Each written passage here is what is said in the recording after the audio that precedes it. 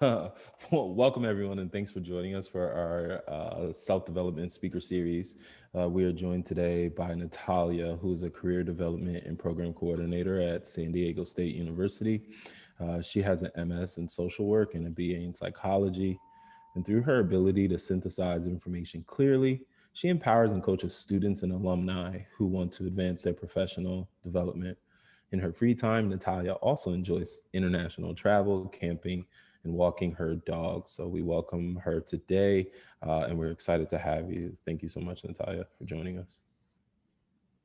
Thank you for having me and for inviting me into your space. Again, thank you all. I'm so excited to be here and to have such an intimate group to talk about success and what that really looks like. So I'll be sharing some personal stories about my journey and kind of pull out some common themes that I think will be helpful for all of you to kind of reflect upon and maybe apply to your current circumstance. So to start off with a story, when I was graduating from my master's degree, I, like many of you probably are right now, whether you're about to graduate or early on in your career, you're looking for that job, right? You're looking for that ideal job. Oftentimes when I work with students, I think about, your plan A job, plan B job, plan C job. Plan A being, the one that most utilizes your degree, has a great salary with a great company. It's really what you went to school for. But sometimes that isn't, attainable right outside of graduation. So then maybe you're going to your plan B job, which is maybe a little bit less competitive salary, maybe not the most ideal company. It still utilizes your skills and it's a stepping stone, but it's not where you would like to end up. So for me, I was definitely at that plan B job space when I graduated. And that meant that I had to really manage my expectations. And that's kind of the core theme for this part of the story. When I got my first job out of graduation, it was explaining really complex policies to the public to determine if they could qualify for self-sufficiency programs. So essentially, benefits that the government would provide to the public based off of being low income. And so it still utilized my social work skills, right? So I was still practicing working with people, addressing barriers they might have, really being empathetic to their situation. But then my analytical brain and my kind of critical thinking was also utilized when really dissecting these complex policies and helping people understand what path they could take and how they could apply. Now, it was, it's a great job. It was in local government, but I knew this is not where I wanted to stay. I knew this was still a stepping stone. And after about 2 years, I knew that I was ready to be challenged even more. So then it was another job search, right? So I'm like, okay, well, now I got to find my passion. I have to find my dream job. I need to know, I need to go into something that is better to show more success, right? But as you can imagine, finding your passion or following your passion is very overwhelming, right? If people tell you, oh, you just, find your dream job, right? As if this elusive dream job is really easy to find. It also assumes that you only have one dream or one passion, and that doesn't change throughout time, or that you have an awareness of what that passion is, right? In your early 20s, as if you would know exactly what you want to do for a good chunk of time. It also assumes that you're good at that passion as a career, right? Which maybe doesn't always align. It assumes that this passion is a marketable job in the current economy, and that money isn't a factor, right? So I think this idea of passion and dream job is really a false narrative that sets young professionals and new professionals up for disappointment and high expectations. So instead, I would like to challenge you to instead think of, what is a job or a career or a next step that energizes me, right? What is something that I like doing? And how can I maybe incorporate those aspects into what I'm currently doing? So after about 1.5 years at that position, I was doing really well at my job. I entered in it with a positive attitude, and leadership saw that. And they told me, you know what, you're doing really great at this. You have really positive interactions with your customers. We would like you to be an advisor. We want you to help train new employees. And that was amazing because I love advising. I love helping people understand complex things, synthesizing information, educating, facilitating trainings.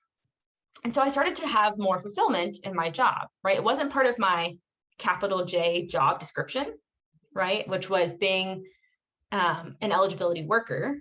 It was something additional that I was still getting fulfillment out of and to the team.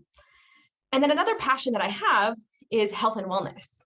And while that wasn't really, again, part of my job description, they had a wellness initiative in my office to help bring programming to employees to help their morale, their, how they're doing, their health.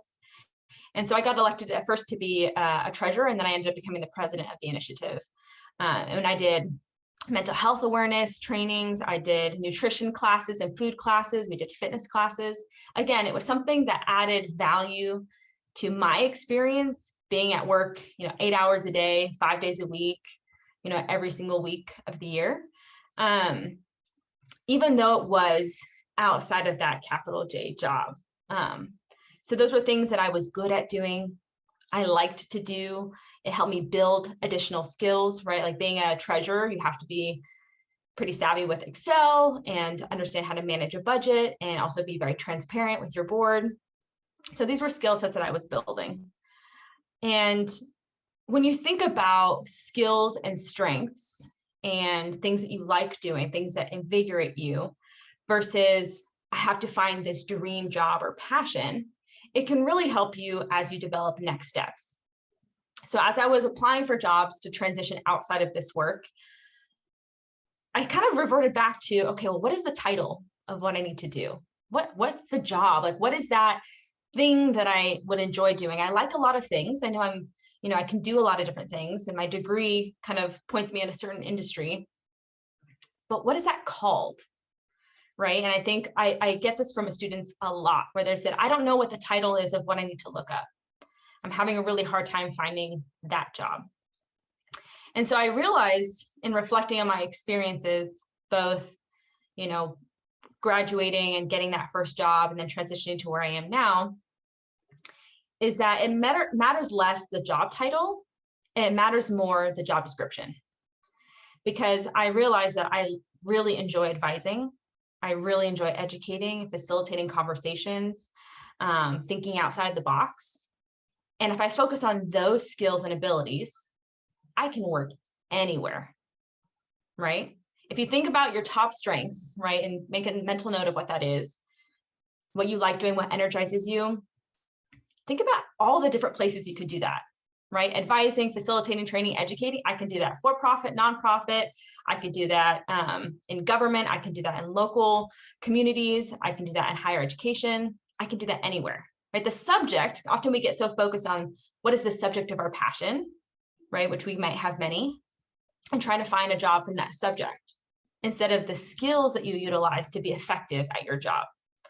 So for me, I have many different passions, but my passion for my skill, which is that training and facilitating, really opened the door to where I am now, which is in career development. I never considered career development, again, as a subject, necessarily a passion of mine, right off the bat. It wasn't anything I had ever considered, but it checks all the other boxes of facilitating training, educating, supporting people and addressing barriers they might have, being empathetic with them, and helping students and alumni develop themselves, right? Beyond just maybe their profession, but also just kind of their life path. So that opens up a lot of doors, which I think having a lot of options is a good thing, right? Because that means that you can try something for a few years and move on to something else. That is really what the job trends are looking like right now. You don't need to be in one job for the rest of your life to consider being successful. You can think about, what can I do right now? What is my goal right now? And that's a lot more easy. That's a lot easier to manage and to kind of digest versus thinking, what do I need to do for the rest of my life? Right? Most of us are going to shift jobs, and most people that I know do not have a linear career path where I got my bachelor's degree, my master's degree, and I straight went into this and then this and then this, and then I was done, and that was success. right? I think oftentimes in higher education, that's how you're trained, right? As students, you take this class, then this class, and this class, and you graduate, right? Or if you study and you do the work in class, you get an A or you get a good grade, right? But life is not as tidy and as neat as the world of education.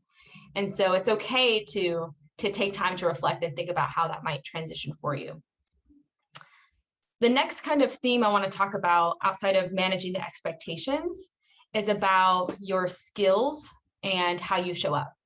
So in thinking about kind of my background in psychology, some of you might know like your internal versus external locus of control, right? What do you have control over and what are things outside of your control, right? And so it goes back to this idea of you can control your attitude and you can control your effort.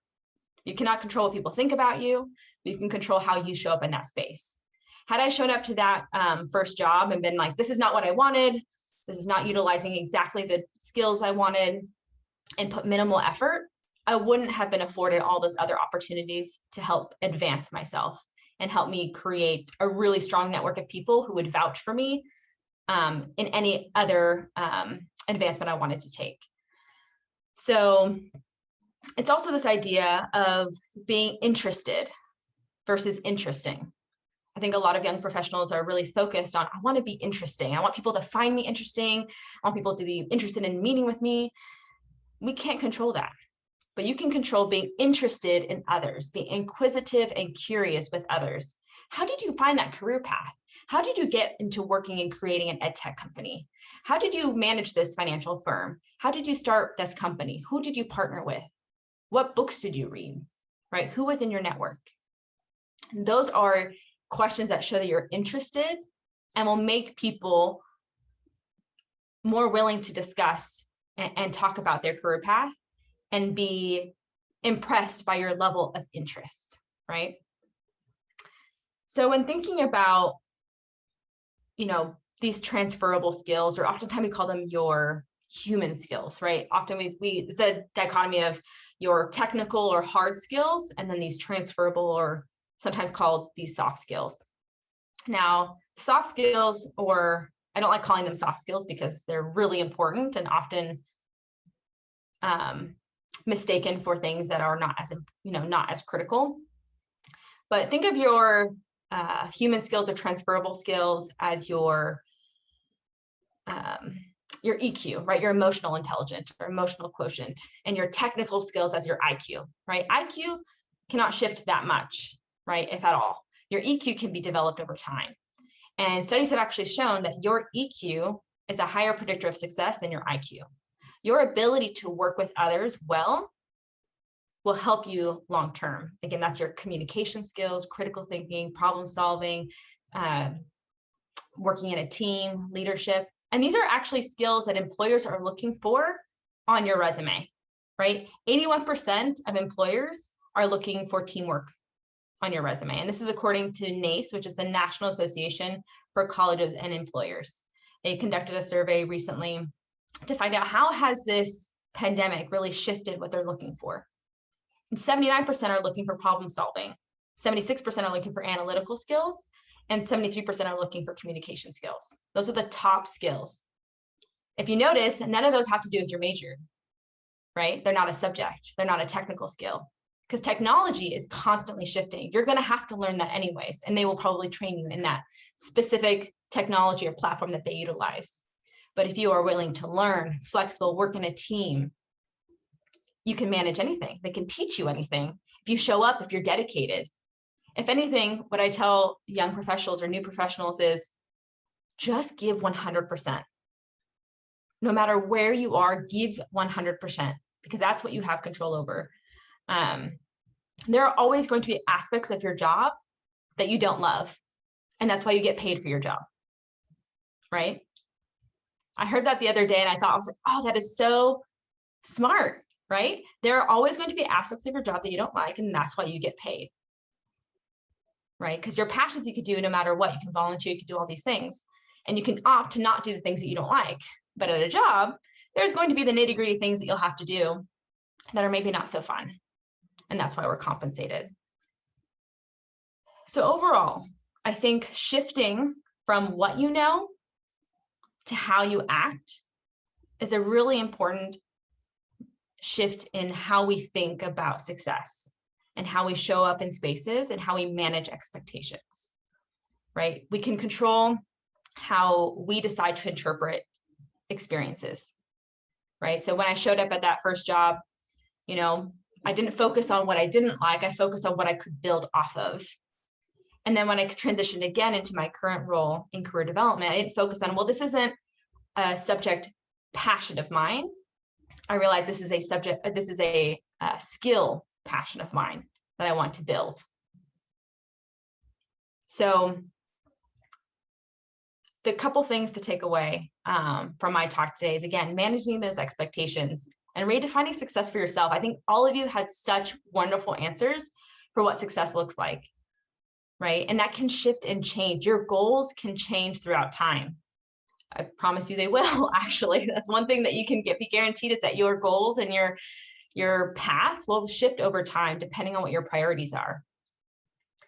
And that thinking about how you show up and how you engage with your current circumstance and manifest things that will help build your skills versus certain subject matter specific to your major, right? That might be super important for certain jobs, but realizing that the way that you communicate with others and work with others is going to allow you to advance. Because if you're not great to work with, it's going to be hard to think about how we can put you in a leadership position, because then you won't be an effective leader if you're not well received or you're not somebody known as somebody who's collaborative, right? So consider what energizes you, right? What do you like doing? What you would like to learn how to do? Start with those few questions. What am I good at? What do people tell me I'm good at? And then start thinking about, okay, well, I know I'm really great at social media, right? Okay, let me think about some jobs that can maybe do that, or maybe I want to utilize that skill and transfer it to, I'm really great at critical thinking and imagining marketing and thinking about how I can organize information to be easily understood.